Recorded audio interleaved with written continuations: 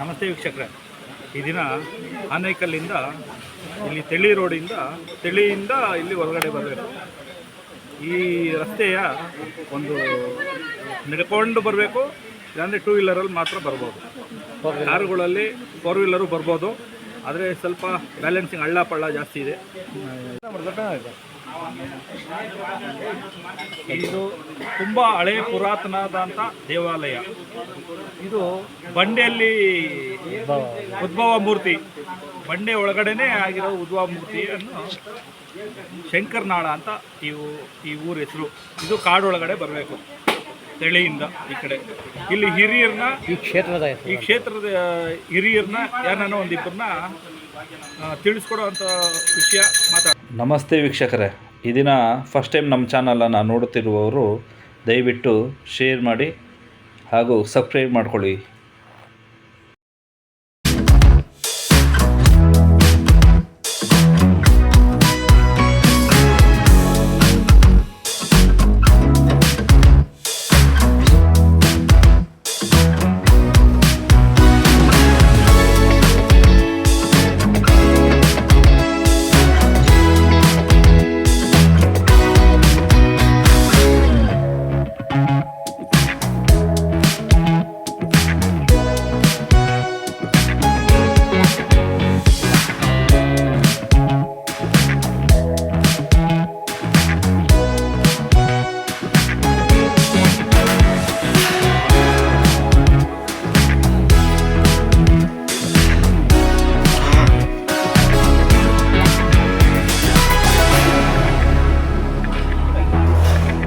ಅಡುಗೆಗಳು ಮಾಡ್ತಾರೆ ಜಾತ್ರೆ ಮಹೋತ್ಸವದಲ್ಲಿ.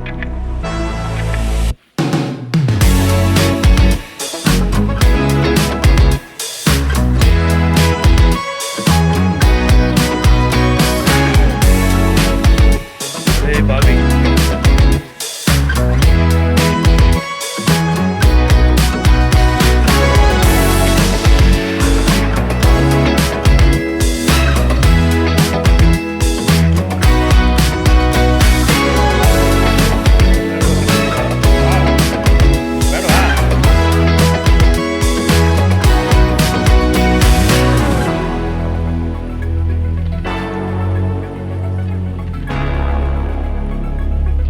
ಪ್ರತಿ ವರ್ಷ ಇಲ್ಲಿ ಒಬ್ಬಟ್ಟು ಇಲ್ಲೇ ಈ ಒಳಕಲ್ಲುಗಳಲ್ಲಿ ರುಬ್ಬಿ ಒಬ್ಬಟ್ಟು ಮಾಡುವ ಇಲ್ಲಿ ಒಂದು ವಿಶೇಷತೆ.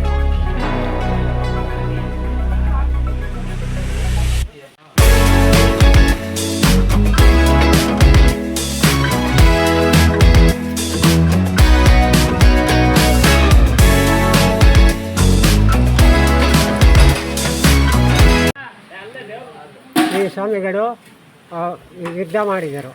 ಯುದ್ಧ ಮಾಡಿದ ಮೇಲೆ ಅಲ್ಲಿ ಯಾರೋ ಯಾಮಾರಿಸಿ ಈತನನ್ನು ಕೊಲ್ಲಿದ್ದಕ್ಕಾಗಿ ಊರಲ್ಲಿ ನಾನು ಇರಬಾರದು ಅಂಥೇಳಿ ಅಣ್ಣನನ್ನು ಅಲ್ಲೇ ಇಟ್ಟುಬಿಟ್ಟು ಇವರು ಕಾಡು ಪ್ರವೇಶ ಮಾಡಿದರು. ಕಾಡು ಪ್ರವೇಶ ಮಾಡಿದ ಮೇಲೆ ಎಲ್ಲೆಲ್ಲೂ ಹುಡುಕಾಡಿದ್ರು, ಯಾರಿಗೂ ಸಿಗಲಿಲ್ಲ. ಆಮೇಲೆ ಯಾರೋ ಪುಣ್ಯಾತ್ಮರು ನಮಗೆಲ್ಲ ಸಿಗಲ್ಲ, ಬಸವನು ಬಿಟ್ಟರೆ ಬಸವನ ತೋರಿಸಿದರೆ ನಮಗುಂಟು, ಇಲ್ಲದಿದ್ದರೆ ಇಲ್ಲ ಅಂತ ಹೇಳಿದರು. ಆಗಲೇ ಊರಲ್ಲಿ ಭಕ್ತಾದಿಗಳು ಬಸವನನ್ನು ಪೂಜೆ ಮಾಡಿ ಆತನ ಹಿಂದೆ ಬಂದಿದ್ದ ಮೇಲೆ ಈ ಅಪ್ಪನನ್ನು ಇಲ್ಲಿ ನೋಡಿ ಇಲ್ಲಿ ಇದ್ದಾನೆ ಅಂತೇಳಿ ಹಿಂಗೆ ತಲೆ ಕೊಟ್ಟಿದ್ದ ಮೇಲೆ ಆವತ್ತಿನಿಂದಲೂ ಪೂರ್ವಕಾಲದಿಂದ ದೊಡ್ಡವರು ಚಿಕ್ಕವರು ಎಲ್ಲ ಸೇರಿ ಚಿಕ್ಕದಾಗಿತ್ತು ಏನೋ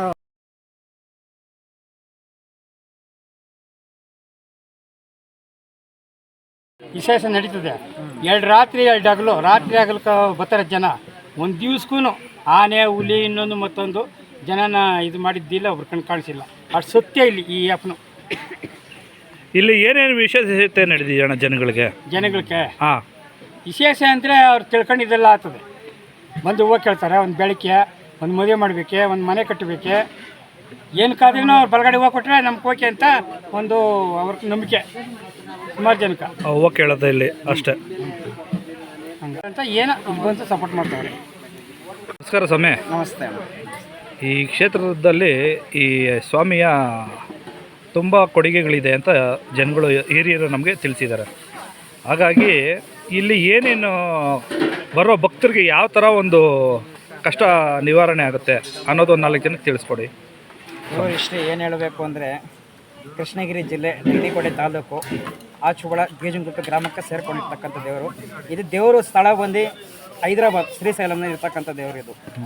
ಇವರಿಬ್ಬರ ಸಹೋದರ ಬೇರೆ ಇದ್ದಾರೆ, ಅಂದರೆ ಬಂಕದಪ್ಪ ಶಂಕರಪ್ಪ ಅಣ್ಣ ತಂದಿರು. ಇವರು ದೊಡ್ಡವರು, ಅವರು ಚಿಕ್ಕವರು. ಇವರು ಇದ್ದಿದ್ದು ಬಂದು ಶ್ರೀಶೈಲಮಿಂದ. ಆಗಿನ ಕಾಲದಲ್ಲಿ ಗುಂಬ್ಳಾಪುರದಲ್ಲಿ ವೀರಶೈವ ಧರ್ಮ ಇತ್ತು. ಅದಕ್ಕೋಸ್ಕರ ಅವರ ಅತ್ತೆ ಬೇರೆ ಇದ್ದಾರೆ, ಹೊಣ್ಣಮ್ಮ ಅಂತ ಸೋದರತ್ತೆ. ಆವಾಗ ಅತ್ತೆಯವ್ರ ಹತ್ರ ಬಂದು ಮಾತಾಡ್ಸ್ಕೊಂಡು ಊಟ ಮಾಡಿದಾಗ ಅವಾಗ ಗುಂಬ್ಳಾಪುರದಲ್ಲಿ ಒಂದು ರಾಕ್ಷಸಿ ಕಟ್ತಾಯಿತ್ತು. ಊರನ್ನ ಒಂದೊಂದು ಬಲಿ ಎತ್ಕೊಳ್ತಾ ಇತ್ತು. ಆ ಬಲಿ ಎತ್ಕೊಳೋ ಟೈಮಲ್ಲಿ ಒಂದೇ ಈ ಶಂಕರಪ್ಪ ಬಂಕದಪ್ಪ ಇವರು ನೋಡ್ಬಿಟ್ಟು ನಾವು ಯುದ್ಧ ಮಾಡ್ವಿ ಗೆಲ್ಲಬೇಕು ಅಂದ್ಬಿಟ್ಟು ಯುದ್ಧ ಮಾಡೋಕೆ ಹೋದ್ರು. ಅವಾಗ ಅಣ್ಣಮ್ಮ ಬಂದು ಅವ್ರ ಅತ್ತೆ ಬಂದ್ಬಿಟ್ಟು ನೀವು ಹೋಗ್ಬೇಡ್ರಿ, ತಿನ್ಬಿಟ್ಟು ಮಾಡ್ಕೊಳ್ರಿ ಅಂದ್ಬಿಟ್ಟು ಅಮ್ಮ ಇದು ಮಾಡಿದ್ರು. ಅವಾಗ ಇವ್ರು ಕೇಳಿದ್ರೆ ಕದ್ದಿ ಮುಚ್ಚಿ ಓಡೋದ್ರು ಕುದುರೆನಾಗ. ಅವಾಗ ಸವಾರಿ ಮಾಡಿ ಯುದ್ಧ ಮಾಡಿದ್ರು, ಗೆದ್ದಿದ್ರು. ಗೆದ್ದಾಗ ಒಂದು ಈಟಿಯಿಂದ ಒಂದು ಯಪ್ಪ ಶಂಕರಪ್ಪನ ತಿವಿದ್ಬಿಟ್ರು. ಶಂಕರಪ್ಪ ಹೊಟ್ಟೆಗೆ ತಿವಿದಾಗ ಆಮೇಲೆ ಎತ್ತು ಬಂದು ನೋಡ್ಬಿಟ್ಟು ಅದು ಮನುಷ್ಯ ಬರೋ ಭಕ್ತರಿಗೆ ಯಾವ್ಯಾವ ರೀತಿ ಒಳ್ಳೇದಾಗಿದೆ? ನಾವು ಬೋರ್ ಪಾಯಿಂಟ್ ಆಗಿರ್ಬೋದು, ಅದೇ ರೀತಿ ಒಂದು ಮದುವೆ ಆಗಿರ್ಬೋದು, ನೀವು ಏನೇ ಅಂದ್ಕೊಂಡಿದ್ದ ಕೆಲಸ ಇಲ್ಲಿ ಬಂದು ಹೂವು ಕೇಳ್ತಾರೆ. ಹೂದ ಮೂಲಕ ಯಪ್ಪ ಪ್ರಶ್ನೆ ಕೊಡ್ತಾರೆ. ಬಲಗಡೆ ಆಯಿತು ಅಂದರೆ ನಿಮಗೆ ಕೆಲಸ ಆದಂಗೆ ಅರ್ಥ, ಅಷ್ಟೊಂದು ಎಡಗಡೆ ಆಯಿತು ಅಂದರೆ ಕೆಲಸ ಆಗಿಲ್ಲ ಅಂತ ಅರ್ಥ.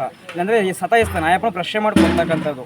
ಇವಾಗ ಮಾರೋ ನೀವು ಬಲಗಡೆ ಕೊಟ್ಬಿಡ್ತಾನೆ ಅಪ್ಪ, ನಿಮಗೆ ಕೆಲಸ ಆಗಿಲ್ಲ, ನೀವು ಯಾರು ತಪ್ಪು ತಿಳ್ಕೊತೀರಾ, ಶಂಕರಪ್ಪನ ತಪ್ಪು ತಿಳ್ಕೊತೀರಾ.